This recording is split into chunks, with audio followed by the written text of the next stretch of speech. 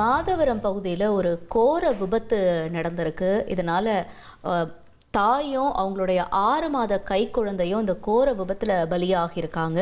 விவரங்களோட செய்தியாளர் சசிதரனும் இணைஞ்சிருக்காரு. சசிதரன், என்ன நடந்ததா சொல்லப்படுது இந்த விபத்தில்? மேலும் தகவல்களை நீங்கள் பதிவு பண்ணலாம்.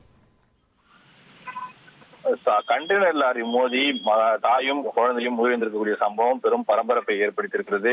பொதுவாக மாதவரம் ரவுண்டானா பகுதியில எப்போதும் கனரக வாகனங்கள் அதிக வேகமாகவும் அதிக பாரங்களை ஏற்றி செல்வார்கள். இதனால் விபத்துகள் அடிக்கடி நிகழ்ந்து வருவதை அடுத்து போக்குவரத்து போலீசார் எப்போதும் அங்கு கண்காணிப்பு பணியில் ஈடுபட்டிருப்பார்கள். இந்த நிலையில பூந்தமல்லி குமணஞ்சாவடியை சேர்ந்த நித்யானந்தம் தனது மனைவி சர்மிளா என்பவருடன் 6 மாத குழந்தையை கொடுங்கையூரில் இருக்கக்கூடிய தனது மாமியார் வீட்டிற்கு இருசக்கர வாகனத்தில் அழைத்து சென்றிருக்கிறார். அப்போது மாதவரம் ரவுண்டானா அருகே வந்தபோது பின்னால் வந்த கண்டெய்னர் லாரி இருசக்கர வாகனத்தின் மீது மோதியதாக கூறப்படுகிறது. இந்த விபத்துல மனைவி சர்மிளாவும் 6 மாத கை குழந்தையும் லாரியின் சக்கரத்தில் சிக்கி உடல் நசுங்கி சம்பவ இடத்திலேயே உயிரிழந்திருக்கிறார்கள். தனது கணவர் கண்முன்னே அவர்கள் இருவருமே உயிரிழந்திருக்கிறார்கள்.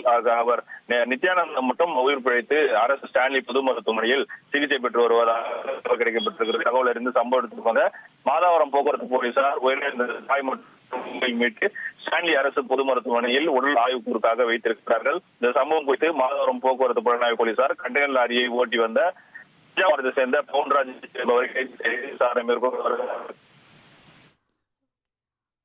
மாதவரம்ல தாயும் 6 மாத கை குழந்தையும் உடல் நசுங்கி உயிரிழந்திருக்கக்கூடிய ஒரு சம்பவம் பெரும் பரபரப்பையும் சோகத்தையும் ஏற்படுத்தி இருக்கிறது. இந்த கோர விபத்துல தாயும் குழந்தையும் பலியாகியிருக்காங்க அப்படிங்கிற செய்தி நிச்சயமாக அதிர்ச்சி அளிக்கக்கூடிய ஒரு செய்தியாக பதிவாகி இருக்கிறது மாதவரத்தில்.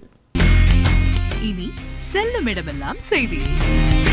தந்தி டிவியின் வாட்ஸ்அப் சேனலை ஃபாலோ பண்ணினா செல்ல இருக்கும் இடமெல்லாம் செய்தி.